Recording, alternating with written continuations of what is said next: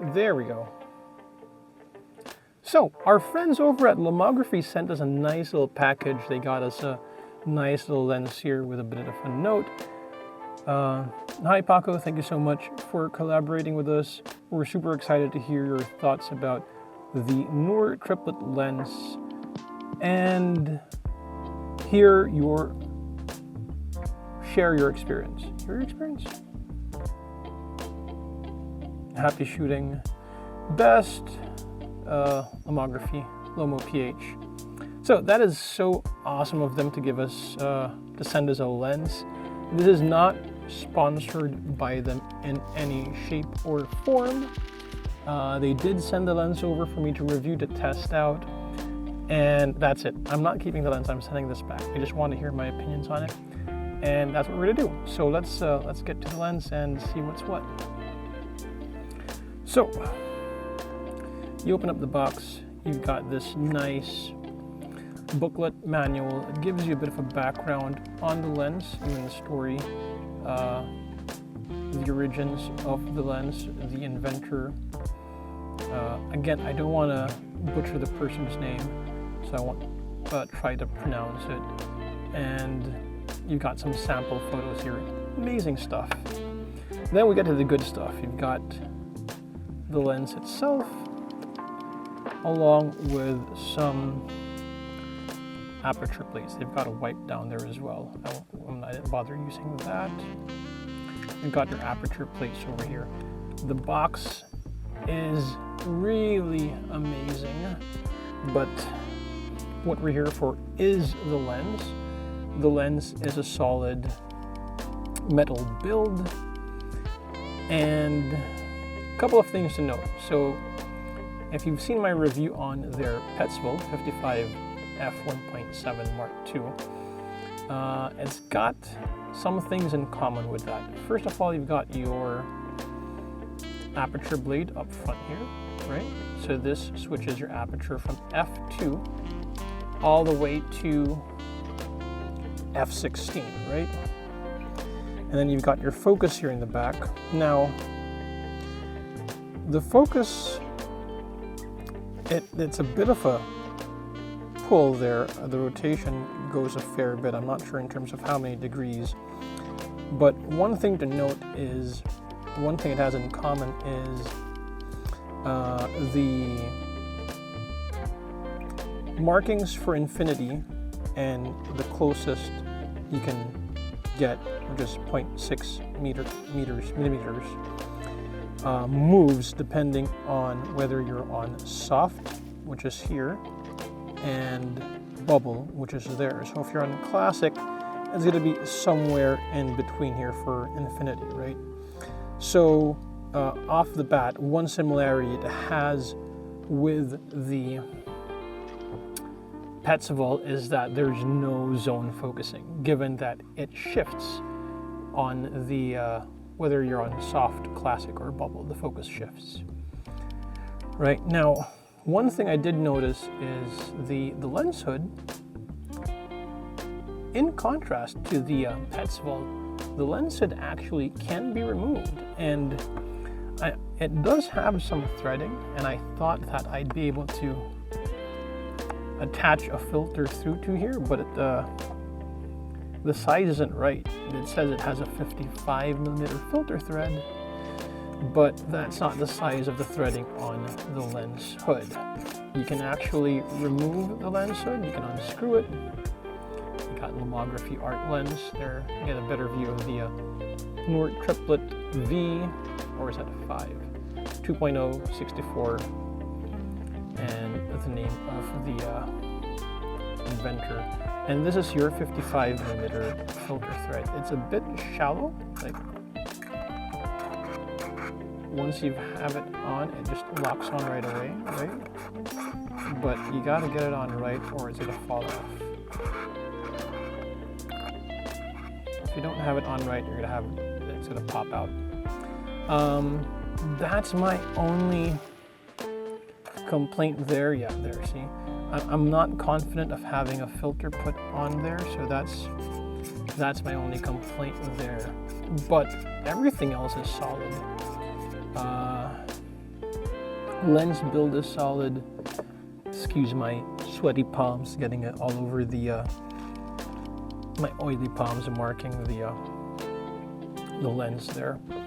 But that's the only thing I could point out that I didn't like is the filter thread. If I could find out what filter thread this is probably something like a 58 if this is a 55, because a 55 is a bit loose on this. Now, the interesting thing that this comes with are the aperture plates. Let me just set this aside here. And the aperture plates are nice, and they actually give us quite a few. 1, 2, oh wow, 3, 4, 5, 6, 7, 8, 9, 10, about 11 aperture plates. That's cool. So just like the Petzval 55 f1.7 Mark II, it had Waterhouse stops where you could insert the aperture plate. This works a bit differently, and I think they're trying to stay true to the whichever design that they got this from. But what's interesting here is that you actually have to unscrew it from the rear. Is it this part? Oh, here we go. I'm going nuts. So you got these ridges here. You can go through here and unscrew the lens. And this is where you'd, got a bit of play. This is where you drop the aperture plate in, right?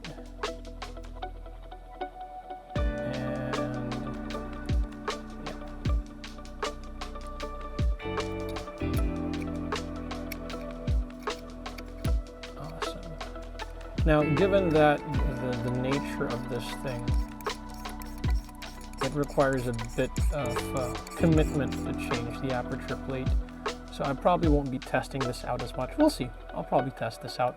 But this is just the unboxing section, so let's go and give this lens a test. See you around. Welcome back. We are doing a shoot with the Lomography Nour Triplet. It's a bit noisy. The weather is not ideal, but we'll make the most out of it. And our model for today is Leanne. Hi, it's me again. Yeah. So yeah, again, Nour Triplet 64F2. Let's see how it goes. Awesome. Now let me just.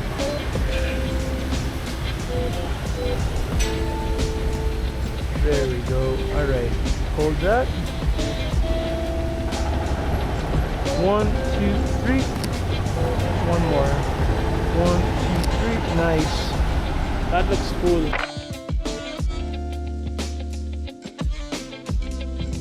Just by the window, yeah, there. To the right. Nice.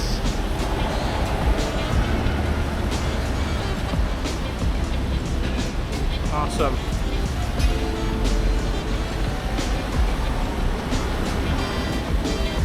All right, 1, 2, 3. Step up. 1, 2, 3. And 45?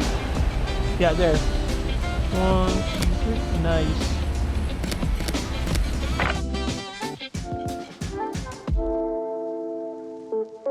I enjoyed. It's like everything intersects. It's insane how that works.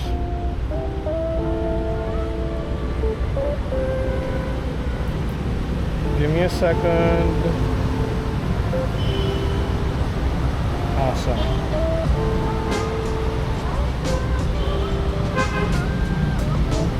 Nice. 1, 2, 3. 1, 2, 3. 1, 2, 3.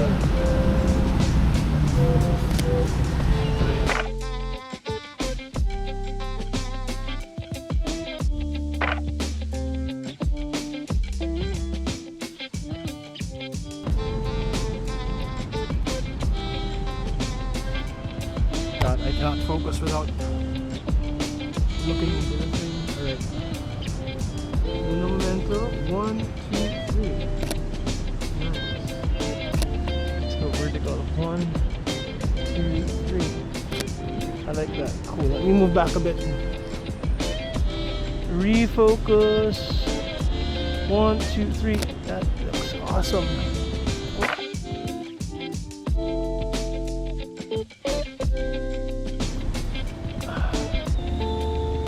Nice. Oh, I love that. 1, 2, 3.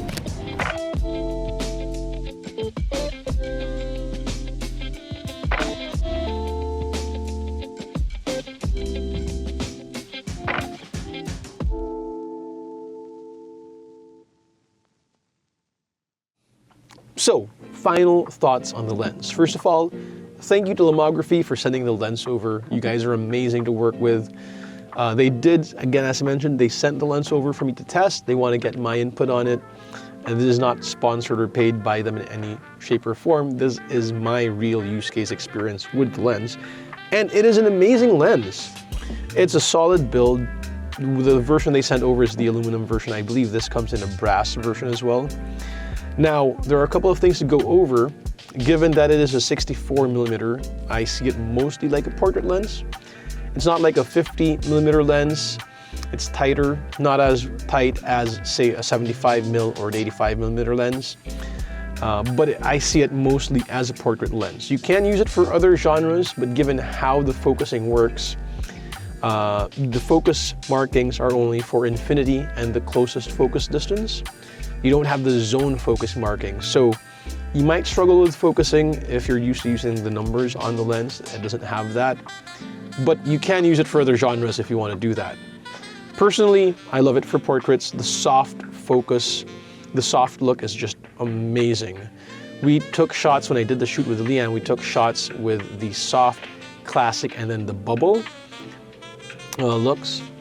And we looked at it on the back of the camera and we're like, yep, we're shooting soft for the entire shoot. So we did mostly shoot using the soft look for the entire shoot. The bubble bokeh does look great, but it's really, I didn't find it that attractive. It's there if that's your thing. It's great if you have a use case for it. I loved the soft look because it's not just like, you don't have just a lot of bloom and halation. Well, there's no halation. You don't get a lot of bloom. It's not just a lot of bloom that you're getting on the look. But there is this, like, the out of focus parts, especially when you're wide open, you get sort of like a ghosting, hazy double image on the background at certain parts. Very minimal, but it really does have that soft, dreamy look to it, which is great if that's what you're looking for. Now, one thing I would say is the aperture plates, I never got to use them, mainly because I was used to the Petzval 55 f1.7 Mark II, where it had the Waterhouse stops. You could easily remove the plates and reinsert a new one, and you didn't have to unmount the lens. With this, you had to unmount the lens, you had to remove the lock on the back of the lens, put the plate in, then lock it back on, and then remount the lens. I found that took a bit of work. So for me personally, I never found a use case for it. I never found it attractive to use it, but it is there if you want to use it. You could use it either on a soft classic or the bubble bokeh look. The plates are different from the Petzval. The Petzval, the Waterhouse stops were metal. These were more like, I'd like to say like plastic. And there are more plates. There were like 13 plates in total, aperture plates, which again, is great. You have a wide selection of aperture plates to use if you want. My final take, overall, it's an amazing lens. It's a very versatile, given that you can switch to soft, classic, and bubble bokeh, and you have the option for aperture plates. So yeah, it's great if you want to take unique looking portraits. If you want to use the more classic look for other genres of photography, it's also great. It's a very unique focal length, 64mm. It's a solid lens. Let me know what you think. Do you have the lens? Are you thinking about getting the lens? Comment down below, and we'll see you in the next video. Cheers.